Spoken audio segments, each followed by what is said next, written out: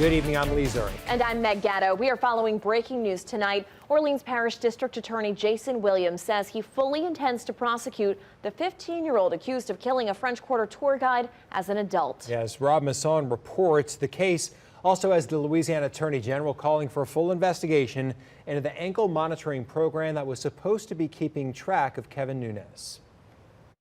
With funeral plans now being made for popular French Quarter tour guide Christy Thibodaux, Louisiana's Attorney General says the system has to do better. I think everything should be on the table, and we need to take some aggressive action to make sure that this is not going to happen again. Muro calls for a full Justice Department investigation into the breakdown in the system. A warrant had been issued for the arrest of 15-year-old Kevin Nunes on May 21st due to problems with his ankle monitor, but he was still on the street. Christy deserved better than this. The young man was previously in court, as Fox 8 has reported.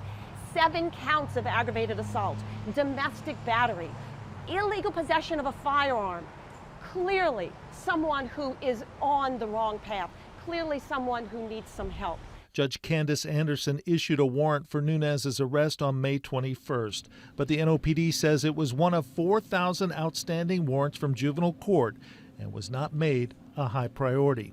This particular warrant that he had was due to a deactivation of the ankle monitor, and so would not have, number one, out of 4,000, that would not have stood out as we prioritize and triage how we go about picking people up on warrants.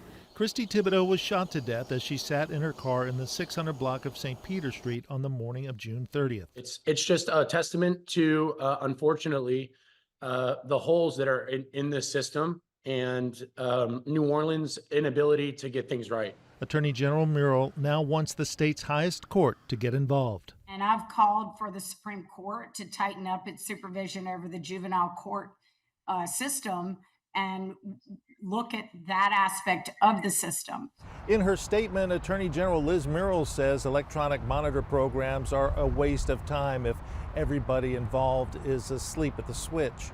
I want to extend my condolences to the family and friends of the victim and just say that I'm doing everything that I can to get to the bottom of this. While some call for the elimination of electronic monitoring, providers like ASAP Relief say they currently have 400 actively supervised defendants under surveillance who are monitored in real time.